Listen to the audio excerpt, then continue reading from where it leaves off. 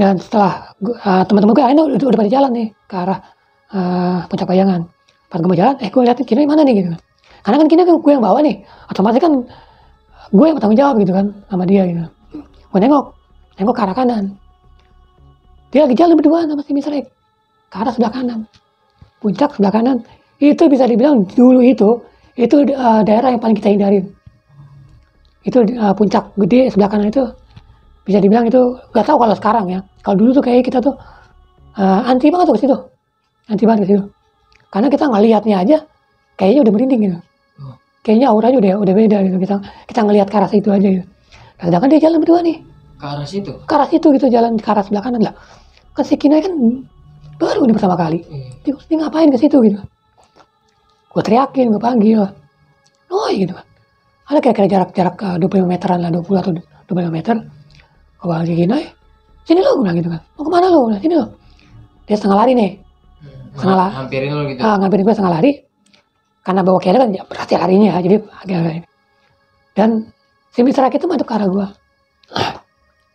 Dan di saat itu, yang gue lihat si Mr. X itu setengah mukanya ketutupan.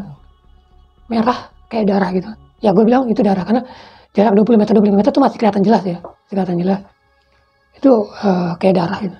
Setengah mukanya ini kayak ketutupan darah. Dan dia senyum sama gue.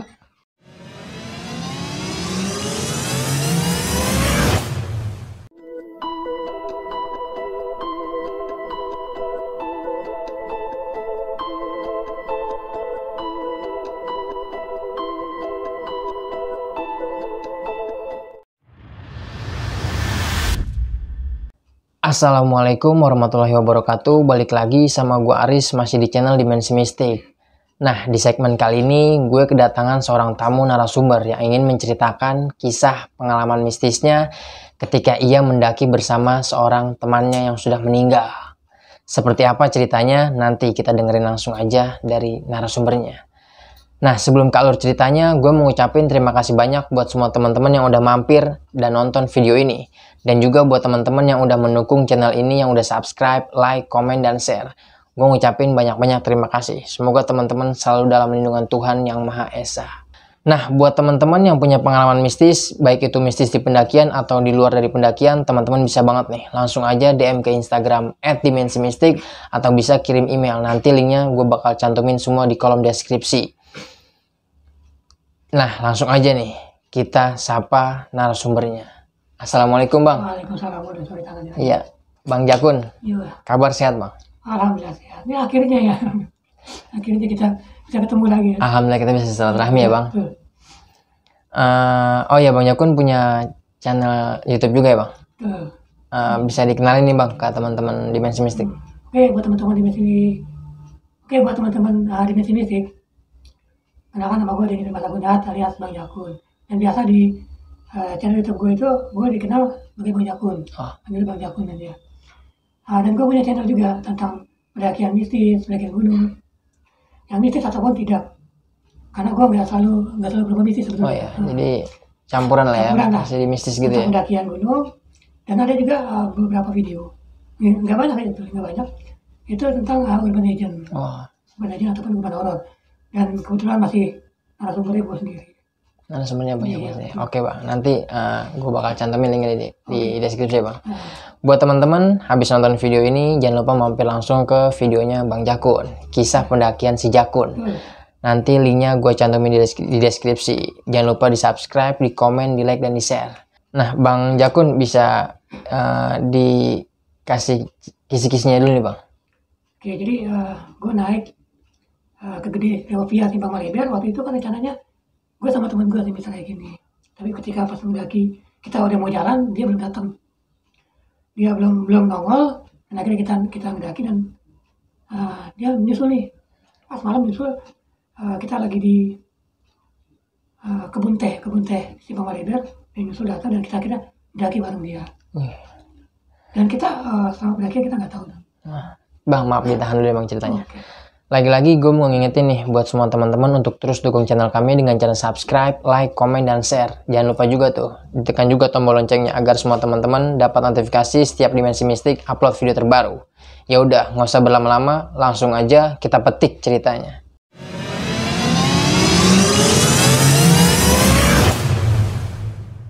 ya Kun, bisa dimulai aja nih Bang ceritanya Bang. Oke, siap. Jadi ini pendakian pada tahun 99. 99 ya? Iya, jadi gue lulus sekolah kan, lulus SMA itu tahun 98. Awal ceritanya kenapa gue bisa naik bareng si Mr. X dan temen gue si Kinoy, juga bareng-bareng teman-teman gue yang lainnya. Itu ketika gue baru lulus sekolah tahun 98, itu gue ngedaki gunung sama teman-teman gue yang lain. Dan setelah gue ngedaki gunung ngedaki ke Gunung Gede sama teman-teman gue yang lain ini, ada satu teman gue yang gak diajak. Kebetulan kita lupa ngajak dia, dan sampai kedengeran kuping dia kan kalau kita habis naik dari Gunung Gede gitu, naik Gunung Gede. Dan akhirnya dia nelpon gue nih, nelpon pakai telepon rumah dulu ya, masih nelpon pakai telepon rumah ke rumah gue. Dia setengah agak-agak kesel ya, maksudnya keselnya, kok lu naik gak ngajak gue sih gitu. Ya akhirnya gue bilang, iya kita lupa. Tapi kalau lu, karena gue buat ngibur dia juga sebetulnya, tapi kalau lu mau naik, gue siap nganterin kapan aja, gue bilang gitu. Oh ya udah, ntar gue kabarin ya. Gak lama kemudian, kira-kira seminggu kemudian tuh, dia telepon lagi ke rumah gue. Dia bilang, siap nih katanya mau naik. Gue sama teman gue. Akhirnya gue sore itu sekitar habis asar, gue jalan, gue ke rumah teman gue itu si Kinoy. Dan di situ, di rumah Kinoy itu udah ada temennya nih. Temennya 2 orang, ternyata kakak adik dari Sukabumi. Namanya tuh sorry di sini gue nggak bisa nyebutin namanya karena sudah almarhum. Jadi kita sebut aja Mr. X dan adiknya si Didit namanya. Terus gue kenalan, ya kita ngobrol-ngobrol, sempat ngobrol-ngobrol gitu. Nah, sekitar habis maghrib, karena kita nggak punya tenda ya, kita nggak punya tenda. Terus gue bilang, ya udah, ntar kita punya tenda aja di tempat teman gue, di base camp teman gue. Dulu tuh kita punya 2 base camp untuk teman-teman pendakian dulu ya. Base camp pertama itu di Jakarta Selatan, di tempatnya Bang Arya Sena. Dan base camp kedua itu di Depok, di tempat teman gue yang namanya Anang. Dan gue jalan lah. Dan si Mr. X ini gak bisa ikut katanya. Gak bisa ikut karena dia mau ke rumah temennya yang di Depok 2 atau Depok Timur ya, gue lupa. Dia mau ke rumah temennya. Jadi gue cuma bertiga doang nih, gue, si Kinoy sama adiknya si Mr. X nih, si Didit. Jalan gak jauh sih sebenarnya, cuma 1 kilo lah, 1 kilo. Dari stasiun Depok Lama, jalan ke Cagar Alam. Ke rumah teman gue, ternyata di situ, sampai rumah teman gue tuh, temen gue lagi pada kumpul, ternyata lagi banyak kumpul. Ada temen gue si Kang Arya Sena ya, si Babe, si Geboy, ada si Anang juga, lagi pada ngobrol-ngobrol. Gue ngutarin maksud gue, kedatangan gue tuh mau minjem tenda gitu. Dan ternyata mereka nanya nih awalnya nih, lo naik kemana kan nih? Gede mulu, bosan gitu. Karena bisa dibilang tahun segitu, tahun 99 itu udah gue itu udah 20 kali, udah puluhan kali naik garis, tapi gue gak bosan-bosan ya. Iya. Tapi gak pernah bosan gue naik ke situ. Gue bilang ya gue nganterin temen gue Kinoy gitu. Gue kenalin temen gue lah Kinoy sama adiknya si Mr. X. Terus ada temen gue satu nyeletuk, entah si Geboy apa si Kang Arya Sena, gue lupa. Dia nyeletuk, kalau lewat Simpang Maliber gue oke deh, mau nih ikut gitu. Ya udah ayo, gue bilang gitu kan. Bener ya lewat Simpang Maliber. Nah Kang Arya Sena juga ikut nyaut kan. Ayo kalau lewat Simpang Maliber gue mau. Ya. Karena dulu kita udah pernah lewat Simpang Maliber dulu. Kita udah pernah, udah berapa kali sebetulnya. Karena dulu kita bisa dibilang pendaki nakal. Jadi jalur-jalur ilegal itu ya betul. Jadi ya oke, kita pada setuju mau ikut. Dia siap-siap packing gitu. Dan gue di situ begadang dengan teman gue si Anang itu. Sampai sekitar jam 2 atau setengah 2 malam ya. Kang Arya Sena pulang. Dulu kan masih ada mobil ompreng dari Depok ke Pasar Minggu gitu. Iya. Terjadian di stasiun Depok Lama sekitar siang lah, kita bilang gitu. Siangan lah pokoknya, jam 10 jam 11 gitu. Bang Arya pulang gak lama, jam 3 atau setengah 4 ya, gue lupa. Atau jam 4, sorry. Sekitar jam 4 subuh ya. Udah mau mendekati subuh, teman gue si Kinoy sama si adiknya Mr. X, si Didit, itu pulang ke rumahnya Kinoy. Mereka pulang dan gue masih di situ. Gue masih di situ karena gue ya dulu tuh gue orang bisa bilang orang paling malas bawa barang. Jadi ya karena di base camp itu ada tersedia alat-alat ya. Ya gue minjem lah, istilahnya gue minjem lah alat-alat. Gue packing di situ. Jadi kita nunggu, gue sempat tidur berapa jam ya. Sempat tidur berapa jam. Kita jam 8 pagi itu si Kinai datang nih.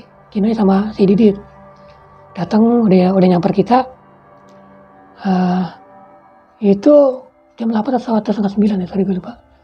Setengah 9-an mungkin ya, setengah 9-an. Akhirnya kita packing, kita mandi. Selesai jam 9-an, jam 9 atau jam setengah 10 ya. Kita jalan dari base camp temen gue ini di Cagar Alam ke stasiun Depok Lama. Itu waktu itu kita jalan, gue, Kinai, Didit, G-Boy, Anang, sama Babe.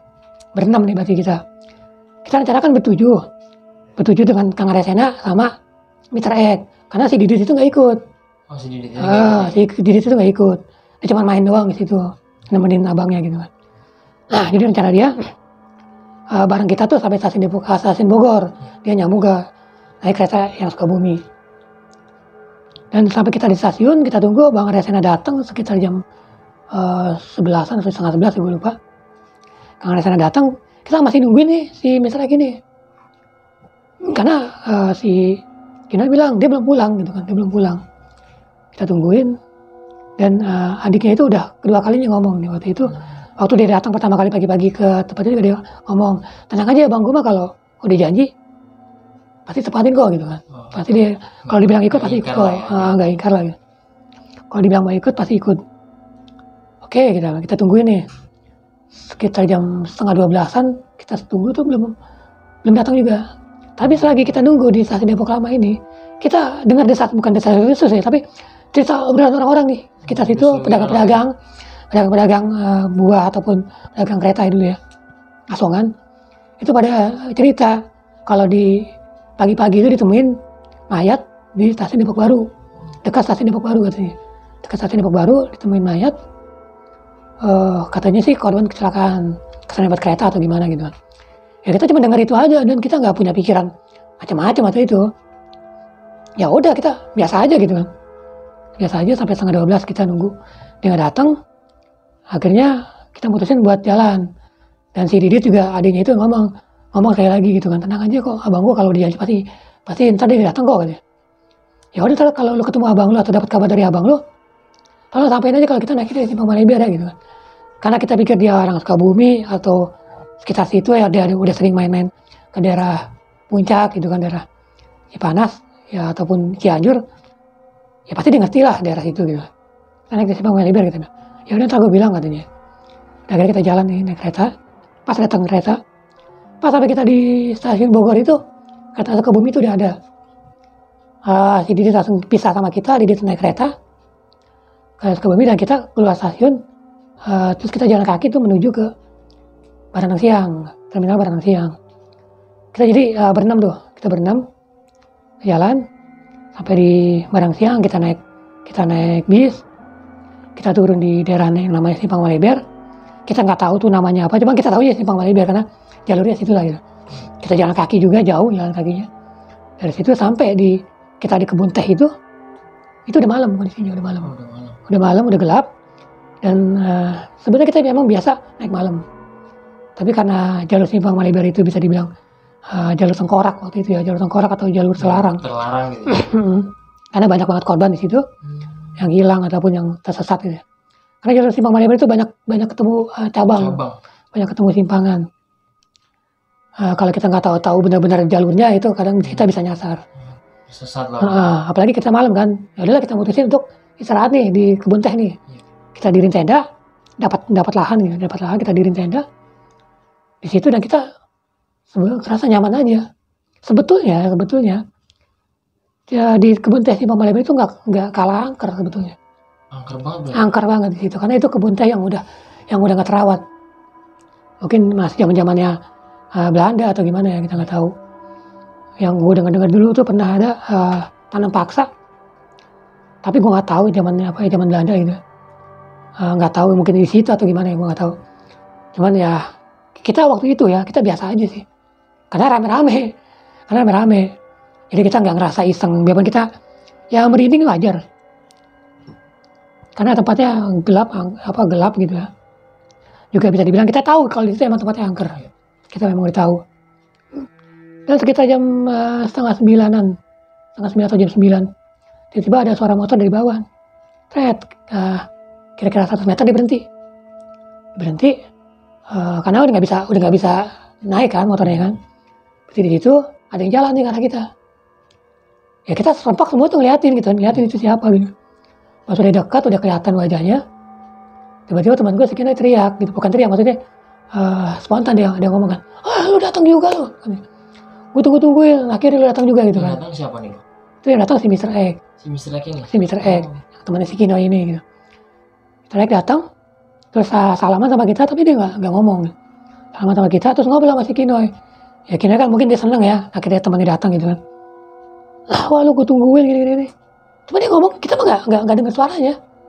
Cuma kayak orang bisik-bisik ngomongin. Ngomongnya kayak suara orang bisik-bisik. Ya kita pikir ya mungkin dia emang suaranya pelan. Tapi suara Kino ini jelas kita dengar. Suaranya Kino gitu. Dan dia ngobrol sama Kino doang ya, kita biasa aja lah gitu. Ya kita sempat ngopi dulu, sempat makan. Dan dia biasa tuh ngopi, ngerokok gitu kan. Makan juga. Terus kita tidur. Dan semua teman-teman gue tuh gak ada yang ngerasa aneh atau kenapa enggak. Termasuk gue ya. Setelah pagi kita bangun, kita sarapan, masak, kita packing, kita packing tenda lagi. Itu dia masih ngopi, masih ngerokok, masih biasa makan sarapan. Di luar tenda? Iya di luar tenda, masih biasa aja ngerokok. Cuman kalau dulu sih ya, dulu tuh pas waktu kejadian tuh kita nggak ngerasa aneh. Ya mungkin kalau sekarang kita ingat ya aneh, karena dia suaranya itu benar-benar nggak kita tahu dia ngomong apa tuh kita nggak tahu. Oh jadi dia ngomong kayak bisik-bisik gitu? Kayak bisik-bisik, jadi kayak suara nyamuk gimana sih? Ya kita nggak tahu, kita nggak paham dia ngomong apa. Apa yang diomongin sama Kino gitu ya? Tapi Kino itu ya saut-sautan sama dia gitu kan. Oh nyambung? Nyambung sih, kita ngobrol ya nyambung gitu. Ya kita kan cuma dengerin doang ya kita. Dan dia nggak ada tuh, nggak pernah ngobrol sama kita. Yang sebelumnya dia pernah ngobrol sama gua gitu kan. Dia nggak pernah ngobrol sama gua juga. Ngobrol cuma sama Kino doang. Terus ya kita sih nganggap itu ya wajar lah. Mungkin dia canggung gitu ngobrol sama kita. Karena dia temennya Kino, ya udah kita biarin aja. Terus kita packing, selesai packing kita jalan. Kita jam 8 pagi itu kita jalan. Nembus jalur Simpang Maliber. Dah, biasanya kalau gue naik sama Kang Arya, sama Bang Arya Sena, Bang Arya leader, pasti gue jadi sweeper. Karena kondisi siang ya gue sebagai sweeper kan. Gue sweeper paling belakang dan di depan gue tuh persis dia. Si Mr. X ini? Persis si Mr. X. Depannya Mr. X si Kinoy. Baru lah teman-teman gue yang lain.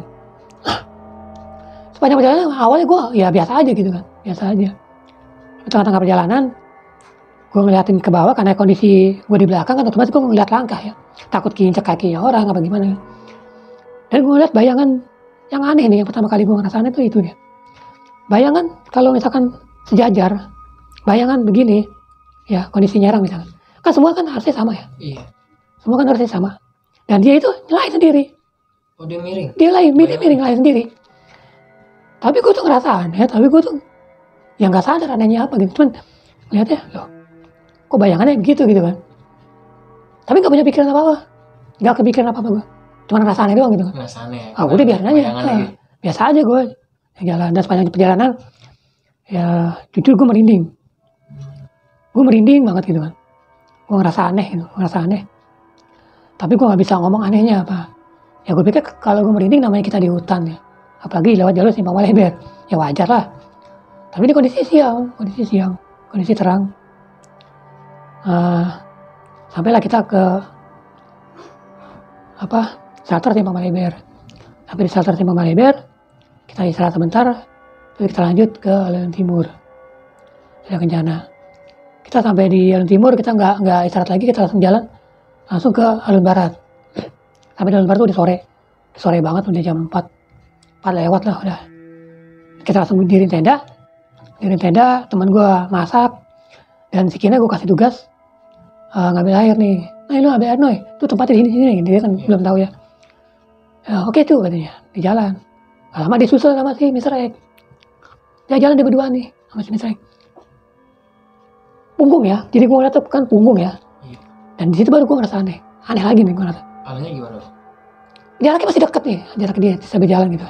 Si Kinoi suaranya kedengeran, tapi sebenarnya ini nggak ada suaranya, gue nggak dengar sama sekali. Nggak bersuara. Tapi nyautan gitu kan. Gue kayak ngerasa, kok kayaknya aneh apa sih gitu kan. Masa suara dia sampai nggak kedengeran gitu. Itu udah mulai sadar. Tapi sekali lagi gue waktu itu benar-benar nggak ngerasa, benar-benar ngerasa aneh tapi nggak bisa ngomong gitu kan anehnya. Nggak bisa ngungkapin anehnya gimana. Akhirnya kita udah masak-masak, kita makan, terus malam itu kita bakar api unggun gitu. Sampai jam 9 atau jam 10 malam kita tidur. Dan itu masih kelihatan normal aja, biasa aja. Bahkan teman-teman gue yang lain tuh nggak ada yang ngerasa aneh.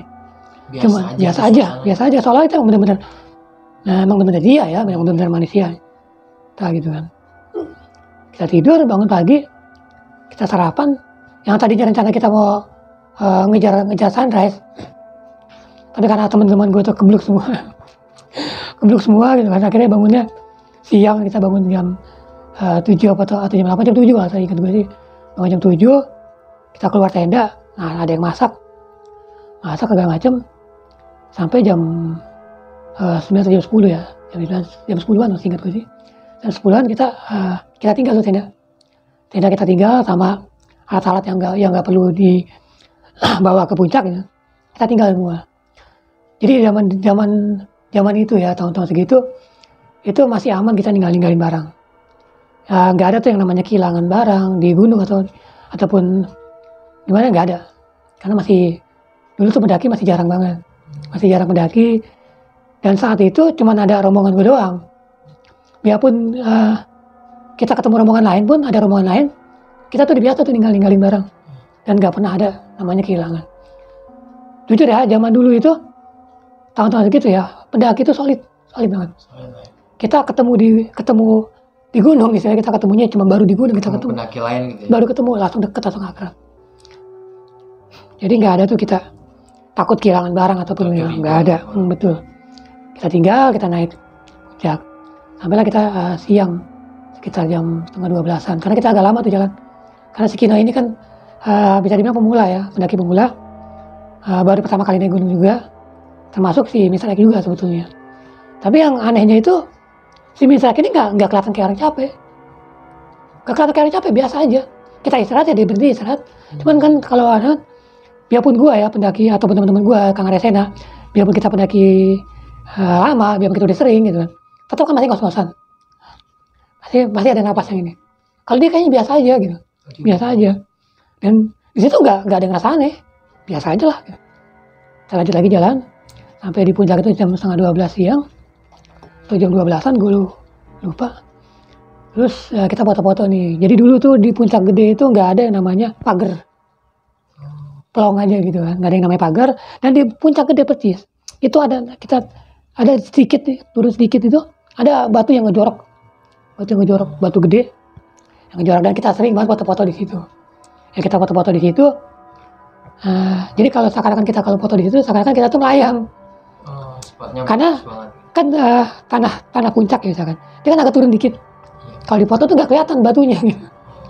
Jadi kita tuh kayak melayang gitu kan, makanya kita paling senang banget di situ. Selesai foto-foto, kita naik, terus kita mau lanjutin foto-foto di Puncak Bayangan nih. Puncak Bayangan.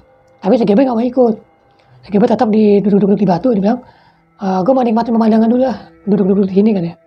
Dia duduk dulu di batu.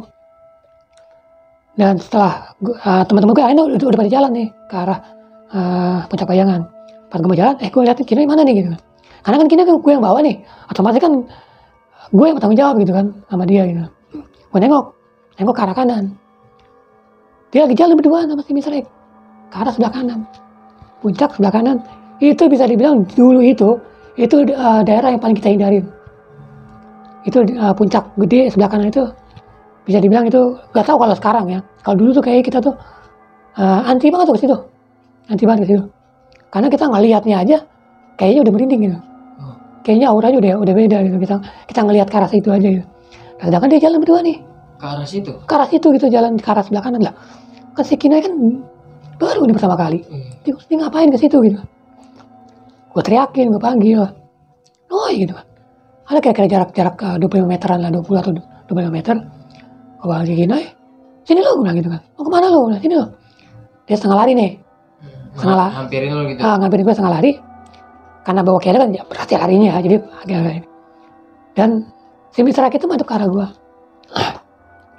Dan di saat itu, yang gue lihat si Mr. X itu setengah mukanya ketutupan. Merah kayak darah gitu. Ya gue bilang itu darah karena jarak 25 meter itu masih kelihatan jelas ya. Kelihatan jelas. Itu kayak darah gitu. Setengah mukanya ini kayak ketutupan darah. Dan dia senyum sama gue. Itu gue langsung kayak merinding gitu kan. Terus tapi gue tuh anehnya gitu, gue gak bisa ngungkapin keanehan dia. Aku cuma ngerasa aneh doang. Gak lama sih nyampe kan. Apa juga katanya, lu mau ngapain, lu mau kemana katanya. Si Mr. X ngajakin gue ke sono gitu. Jangan, gue bilang gitu. Udah ikut anak-anak kena moto di Puncak Bayangan, panggil lu si Mr. X, gue bilang gitu. Pas gue nengok ke arah dia, mukanya tuh biasa lagi. Udah gak ada tuh darahnya lagi. Udah gitu, bersih. Udah biasa lagi gitu mukanya. Ya gue sempat curiga aneh, tapi karena ngelihat begitu ya, karena ngelihat dia udah kondisi udah biasa lagi. Dulu kepikiran gue tuh kayak halu gitu, mungkin gue halu gitu. Karena dia ke arah kanan gitu kan. Apa dia kesambet gitu kan, Udah akhirnya gue jalan, Kinoy nyusul. Tapi si Mr. X gak ada, gak nyusul. Si Mr. X katanya si Kinoy, si Mr. X gak mau ikut. Dia mau di puncak aja, dulu ada tugu kecil kan. Sampai sekarang masih ada tugunya ya, tugu puncak gede. Dia di situ, si G-Boy masih duduk di batu gitu. Dan kita moto-moto nih. Moto-moto di Puncak Bayangan. Setelah kita moto-moto, kita jalan nih. Balik lagi nih. Di tengah perjalanan tiba-tiba ada suara rusak. Allahu Akbar. Suara apa? Kayak ada sesuatu yang jatuh, rusak gitu kan. Terus ada suaranya si G-Boy nih. Kita kan ya pasti apa ya suara teman kita. Suara G-Boy, Allahu Akbar. Kaget kita kan tahu nih si G-Boy duduk di situ kan. G-Boy, kita langsung lari. Pas sampai puncak, udah gak ada batunya. Udah gak ada batu gede, udah gak ada. Wah, si G-Boy udah pada teriak, kita udah pada teriak, G-Boy gitu kan. Sampai teman gue tuh udah hampir nangis malah. Si Anang itu kan teman gue itu tetangga sama dia. Udah teriak-teriakan, gak taunya tiba-tiba ada yang kayak ada yang ngerangkak gitu kan dari, kayak ada yang climbing ya. Itu tangan siapa? Oh, tangan G-Boy. Kita tarik rame-rame. Sampai di atas tuh sempet temen gue tuh si Anang sempat marah-marahin dia nih. Karena saking khawatirnya mungkin ya. Lu ngapain sih bisa gitu gini. Dan ternyata batunya itu roboh. Jadi dia jatuh. Ambles gitu ya? Ambles batunya. Dan dia jatuh, dia ngeraih tebing gitu kan, ngeraih tebing gitu. Dan dia mau ngerangkak naik itu berat. Karena dia, temen gue tuh bisa dibilang si G-Boy itu badannya itu gede ya, badannya gede, besar gitu. Agak gemuk lah. Jadi kan berat badannya gitu kan. Dan dia cerita nih si G-Boy. Tapi pas waktu dia naik itu kayak ada yang nahan. Kayak ada yang nahan dari bawah. Bawahnya itu pantat itu ditahan. Makanya dia jadi ringan mau naik, kayak ada yang ngedorong. Gitu kan. Gua nggak tahu itu apa kan ya. Ya udah yang penting lu selamat. Kita kan mikir kan yang penting dia selamat gitu kan. Kita tuh udah nggak mikirin kayak gitu-gitu. Iya. Yang penting lu selamat dah. Udah kita turun, pakai barang kita turun. Dan kita di situ sama sekali nggak keingetan sama si Mr. X. Oh, sama sekali udah lupa nih. Udah lupa kita sama Mr. X. Bukan lupa, maksudnya nggak keingetan gitu kan. Kita turun aja gitu kan. Pas sampai di barat baru kita sadar nih. Si Mr. X mana? Nggak tahu dia lagi jalan sama si Kinoy. Oh dia ikut berarti. Gitu kan. Kita nggak sadar. Berarti dia sama Mr. X. Kita turun terus sampai tenda istirahat. Kita masak. Nah temen gue tuh yang masak si Anang. Si Anang masak, si Kang Arya sama temen gue yang tidur nih tepar karena kecapean kan. Tepar. Dan gue bakar api unggun. Selesai masak, gue makan. Si Kinoy makan, yang lain makan, terus yang lain tidur lagi kan. Sampai sekitar jam setengah 8 malam ya. Sekitar jam setengah 8 malam tuh, kita kehabisan kayu bakar nih. Si Anang lagi masak nih, bikin teh manis atau kopi ya, gue tau, bikin masak air. Jadi karena kondisinya cuma gue berdua sama si Kinoy, Kinoy, Mr. X sama si Anang doang yang melek gitu kan. Si Anang doang yang melek. Udah gue nyari itu ya. Tapi gue waktu itu gue nggak sadar nih. Si Mr. X sama si Kinoy itu lagi ada di mana? Seingat gue dia di tenda ya. Seingat gue di dalam tenda. Jadi gue nyari nih kayu bakar nih, nyari kayu kering gitu. Pasti di pinggir-pinggir surkan itu kan. dia nyari, tiba-tiba ada orang jalan. Karena gelap kan gue nggak kelihatan, gue liatin siapa. Terus gue deketin gitu kan. Katanya itu si Kinoy sama si Mr. X jalan ke arah alun timur. Gue teriakin kan, nah itu jaraknya jauh. Ya, ada sekitar 50 meteran atau pokoknya jaraknya jauh lah. Gue teriakin, Noy. Dia langsung nengok, udah berhenti langsung nengok. Tapi si Mr. X itu tetap jalan. Oh, tetap lurusnya gitu ya. Sini gue bilang gitu kan, lu mau kemana sini? Dia nyamperin gue. Itu tuh si Mr. X ngajakin balik kan ya. Gue mau balik sama Mr. X. Emang lu tahu jalur, gue gitu kan? Emang lu tahu jalur? Lu kan baru pertama kali. Bilang. Dan Mr. X itu juga gue tahu, yang setahu gue ya dari informasi dari si teman gue si Kinoy, si Mr. X itu juga baru pertama kali. Oh iya. Lu ngapain malam-malam mau turun? Berarti Iya. Bilangin, lu balik gitu. Panggil tuh si Mr. X gitu kan. Oh, si Mr. X suruh balik. Setengah lari nih Kinoy, kejar sampai Kalun Timur, nggak sampai Kalun Timur, cuman dia nggak lama dia balik lagi, lari gitu kan. Sambil ngos-ngosan dia ngomong, gak ada cuy katanya. Si Mr. X kagak ada katanya. Udah gue sama dia tuh berdua jalan balik lagi ke Alun Timur, sampai gue di Alun Timur itu nggak ada orang, nggak nemuin si Mr. X ataupun orang. Dek aja, si Kinoy juga udah dek aja, wah dia kemana nih? Takutnya hilang atau tersesat atau gimana gitu. Nah, akhirnya udah balik dulu ke tenda, gue bangun nih lah teman-teman gue yang lain. Si Kang Arya Sena juga bangun, kita langsung meeting dikit ya.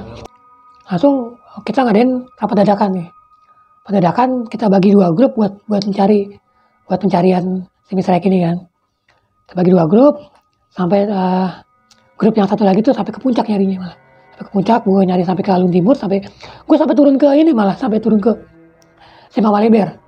Sampai turun ke Selatan Simpang Maleber, nggak nemuin orang, balik lagi, ketemu lagi nih kita, berembuk lagi nih. Itu sekitar jam 12 malam atau setengah 1 malam kita. Dan disitulah baru gue sadar nih. Sebenarnya sepanjang perjalanan tuh gue sadar, udah mulai sadar.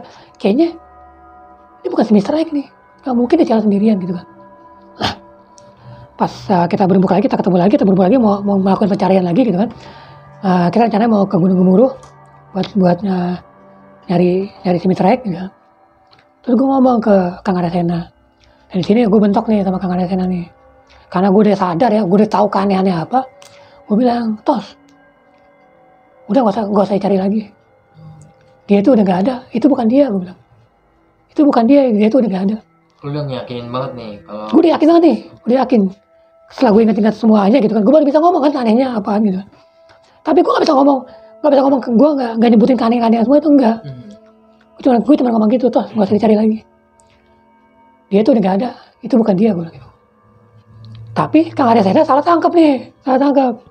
Dianggapnya dia tuh udah hilang, kita tuh gak usah nyari lagi gitu kan.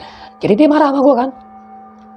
Gue sempat dorong-dorongan sama dia gitu kan, sempat dia marah-marah. Gimana pun juga itu teman kita gitu. Kita harus cari dia sampai ketemu. Jadi dia tuh salah tangkap. Yang maksud omongan gue itu kan, selama ini kita ngedaki itu bukan sama dia, itu sebenarnya bukan dia gitu. Tapi Kang Arya Sena nangkepnya, ucapan gue tuh nangkepnya, gak usah dicari lagi, dia tuh udah hilang gitu maksudnya. Jadi kita salah paham nih. Salah pahaman, ngambek lah Kang Arya Sena, bukan ngambek. Kita sempat bentrok tuh marahan. Enggak teguran, enggak ngomong lah istilahnya gitu. Dan akhirnya kita mutusin untuk melakukan pencarian sekali lagi. Kita waktu itu kita nyarinya ke arah alun barat itu kan ada turun tuh ke bawah tuh. Kita nyari ke arah itu dulu masih semak-semak belukar gitu. Jadi susah dilewatin lah gitu. Tapi gue dibilang gak mungkin dia kesini karena dia jalannya arahnya ke alun timur gitu kan, alun timur. Tapi karena kita buat mastiin lagi, kita cari di situ, gak ketemu sampai jam 1:30 pagi tuh. Sampai jam 1:30 pagi, kita mutusin buat berhentinya pencarian.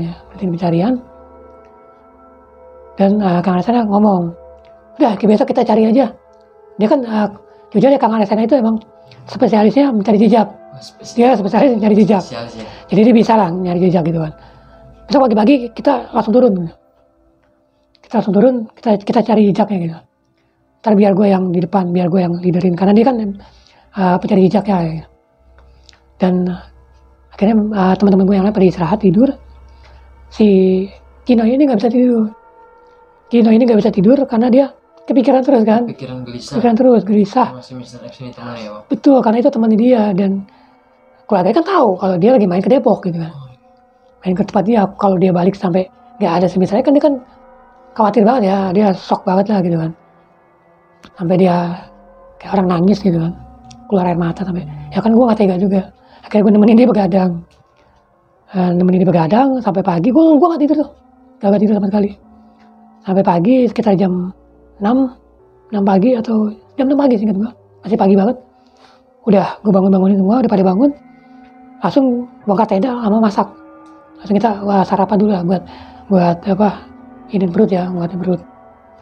Di sini sebenarnya ada sisi ingatan antara gue sama Kang Aresena nih. Kalau Kang Aresena kan dia ingat itu kita nggak sengaja kita ngompreng truk ke arah Sukabumi, nggak sengaja. Seharusnya kita mau pulang, kita malah ke Sukabumi gitu kan. Tapi yang seingat gue, ingatan gue ya, seingat gue karena si Kino ini maksa. Karena si Kino ini maksa, masih penasaran itu karena itu temennya gitu kan. Jadi kita emang niat ke Sukabumi. Nah kita ngompreng truk ke arah Sukabumi. Terus sampai kita di Sukabumi, itu emang udah nggak jauh dari rumah si Mr. X itu sih sebetulnya. Kalau naik motor tuh sekitar 5 menitan naik motor.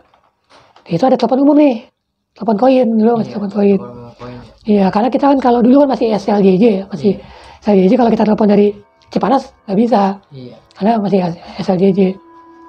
Makanya pas kita udah nyampe di Sukabumi baru kita telepon. Dan kebetulan banget yang nganterin Kino yang apa itu gue, emang berdua sama dia. Dan gue masih ingat banget percakapannya. Sama Kino yang telepon, diangkat kan. Kino ngomong, halo assalamualaikum. Bisa bicara dengan si Mr. X gitu kan. Terus diem nih, pertama diem. Halo gitu kan, si Kino yang halo gitu. Lalu apa, terus dia jawab tapi suaranya suara perempuan, kayak suara ibu-ibu gitu. Suara ibu-ibu. Kalian dari mana? Kalian siapa, dari mana gitu kan? Saya Kino ibu gitu kan. Temannya si Mr. X gitu kan. Temannya Mr. X dari Depok. Dia makan ibunya kan. Emang kalian nggak tahu gitu? Sama ngomong gitu kan. Emang kalian nggak tahu? Maksudnya bu gitu kan. Emang kalian nggak tahu kalau si Mr. X itu udah meninggal 3 hari yang lalu? Bilang begitu kan ya. Gue lupa 3 hari atau 4 hari yang lalu. Pokoknya sekitar segitu lah ya. Kalau kita hitung mundur tuh berarti pas sebelum kita berangkat hilangnya. Malam sebelum kita berangkat. Terus kaget kan. Sekino kaget, sok. Gue juga kedengeran, gue juga sok juga. Itu serius. Coba ngomong lagi lah. Kino ngomong lagi, nggak percaya Kino gitu kan. Enggak bu, tadi dia udah kibaran kita gitu kan. Ibunya diam kan. Gak taunya sama ibunya disuruh, udah kamu di sini aja kan. Kalian kesini aja, ke rumah sini aja, nanti kalian posisi di mana gitu kan. Ya Kino nyebutin lah kita posisinya ada di mana. Terus dibilang nanti dijemput. Datanglah berapa motor, ada 2 motor jemput kita. Itu bapaknya Didit sama si Diditnya. Jemput kita bolak-balik tuh. Karena kan nggak bisa sekaligus ya. Bolak-balik berapa kali bolak-balik gue lupa. 3 kali nggak salah, 3 kali bolak-balik. Sampai rumahnya bapaknya belum ngomong apa-apa. Setelah kita masuk rumahnya, kita kaget tuh pas masuk rumahnya tuh. Udah ada bendera kuning kan. Langsung pada diem semua nih, ini siapa yang meninggal? Karena gue nggak ngasih tahu nih, gue sama Kino nggak ngasih tahu ke anak-anak kalau apa ibunya ngomong begitu gitu kan. Kita cuma bilang kalau kita disuruh ke rumahnya gitu. Pada kaget kan, cinggung. Masuk ke rumahnya, ya ada bekas inian gitu kan. Karena itu udah malam, kita tuh di sore, udah habis maghrib kita nyampe situ. Terus nggak lama bapaknya duduk. Bapaknya barulah nanya nih orang tuanya, kalian dari mana? Dari Depok gitu. Kalian kenal si Mr. X di mana? Kita ditanya-tanyain. Ya kita kan bingung ya jawabnya kan. Tapi kita nggak ada yang cerita nih. Kalau kita cerita, kalau dia tuh bareng kita naik gunung, bareng naik gunung sama kita gitu kan. Cuma di telepon doang. Mungkin kalau telepon kan nggak terlalu ini ya, nggak terlalu nangkep ya. Kita dengerin doang dia ini apa dan sebetulnya ini setengah nuduh nih sebenarnya. Orang tua itu setengah nuduh kita. seakan-akan jadi orang tua itu nggak percaya kalau si Mr. X ini kecelakaan kereta. Dia kan baru cerita tuh kalau si Mr. X ini udah meninggalnya di Depok, kecelakaan kereta. Karena kita dari Depok, kok dia kan jadi curiga ya sama kita. Makanya kita diinterogasi, kita ditanya-tanya. Dan akhirnya dia cerita si Mr. X ini meninggal karena kecelakaan serempet kereta. Tapi orang tuanya nggak percaya. Karena setelah dia lihat jasadnya, itu ada bekas bekas benda tajam ya, kena benda tajam di jempol sini katanya putus.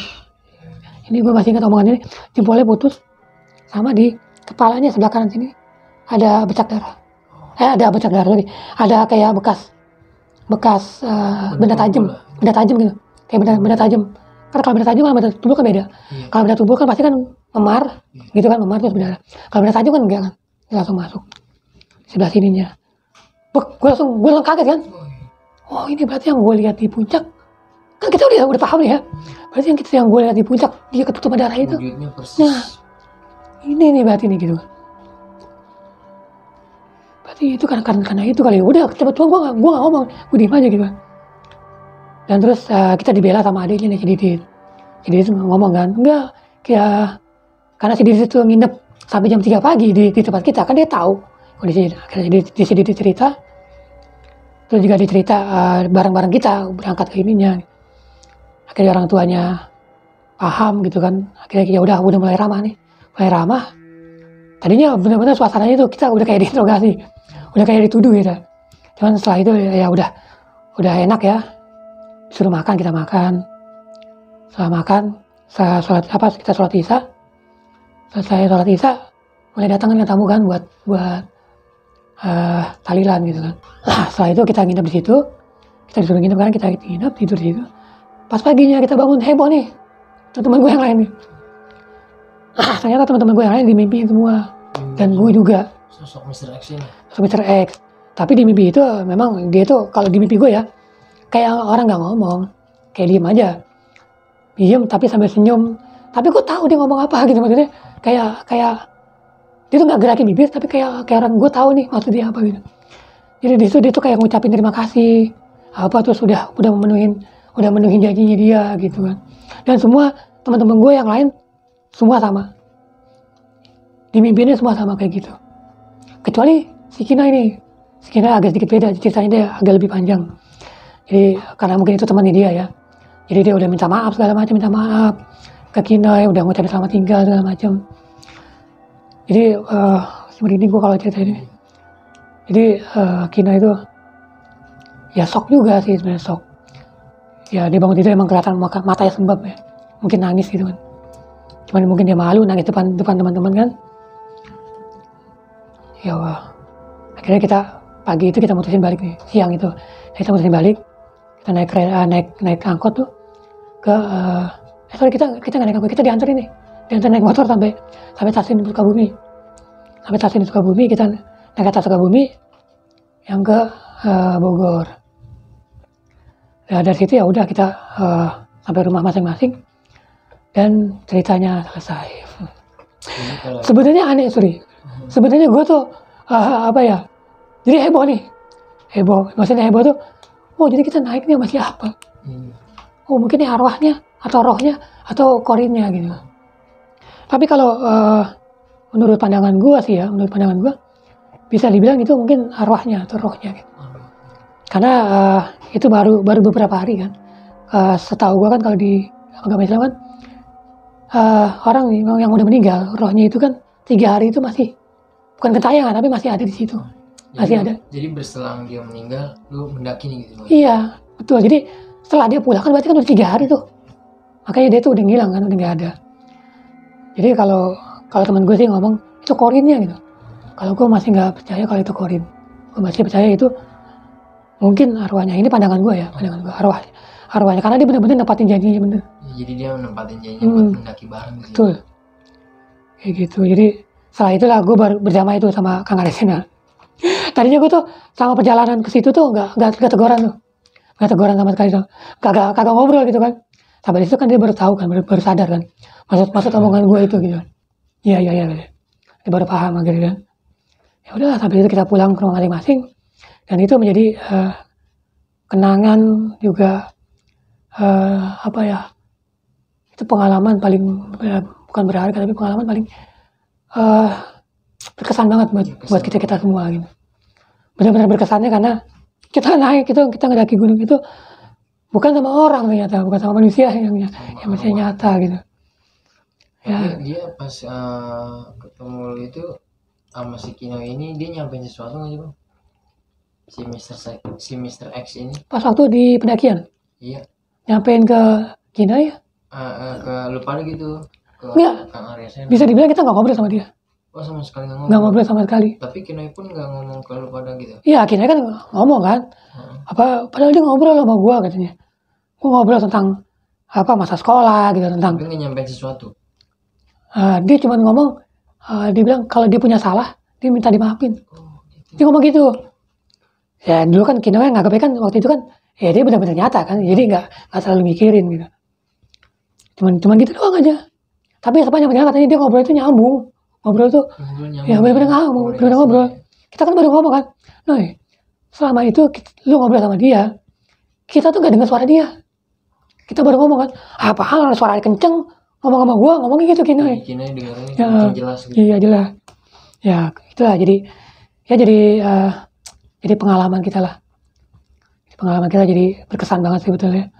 Tapi cukup sedih sebetulnya gua, karena gua pernah ngobrol sama dia dalam kondisi dia hidup ya.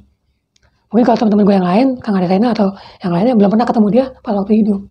Tapi kalau gue kan sama Kino atau sama gitu kan pernah ketemu dia waktu dia masih hidup gitu. Jadi kerasa banget gitu, kerasa banget. Bang, makasih banyak nih bang. Lu udah mau ceritain pengalaman yang lu alami nih waktu pendakian bersama almarhum temen lu ya. Iya. Semoga almarhum temen lu ini Mr. X diterima di sisi Tuhan Yang Maha Esa ya bang.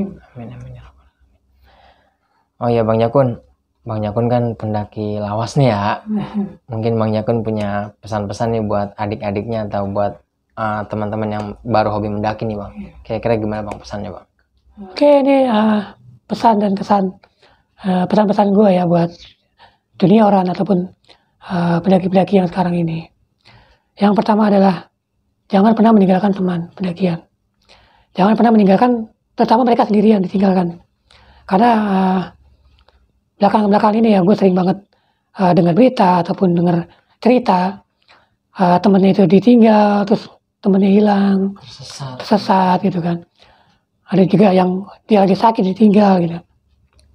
Karena sejatinya pendaki gunung itu bukanlah sampah. Pendaki gunung itu adalah pria sejati ataupun wanita sejati. Karena pendaki gunung itu nggak pernah meninggalkan temannya, nggak pernah meninggalkan sampah, nggak pernah meninggalkan keonaran ataupun perbuatan vandalis di gunung ya. Jadi buat teman-teman semua, teman-teman pendaki semua yang meninggalkan temannya, yang membuang sampah sembarangan di gunung, meninggalkan sampahnya, itu adalah sampah yang sesungguhnya. Itu aja sih pesan gua. Iya betul. Cukup sekian nih cerita pengalaman mistis yang Bang Jakun tadi ceritain nih. Ya semoga bisa kita ambil sedikit pelajarannya lah, ambil hikmahnya. Buang dari segi-segi yang sekiranya nggak bagusnya ya bang. Dan buat teman-teman yang punya pengalaman mistis, baik itu mistis di pendakian atau mistis di luar dari pendakian, teman-teman bisa banget nih langsung aja DM ke Instagram @dimensimistik atau bisa kirim email. Nanti linknya gue bakal cantumin di deskripsi. Dan terus dukung channel kami dengan cara subscribe, like, komen, dan share. Jangan lupa juga tuh ditekan tombol loncengnya agar semua teman-teman selalu dapat notifikasi setiap Dimensi Mistik upload video terbaru. Oh iya, jangan lupa abis nonton video ini langsung mampir ke video ke channelnya Bang Jakun ya bang. Nama channelnya Kisah Pendakian Si Jakun. Nanti linknya gue bakal cantumin di deskripsi. Dan cukup sekian, gue Aris pamit undur diri Dimensi Mistik. Assalamualaikum warahmatullahi wabarakatuh. Bang Jakun terima kasih banyak. Sama-sama. Sukses terus ya bang. Iya.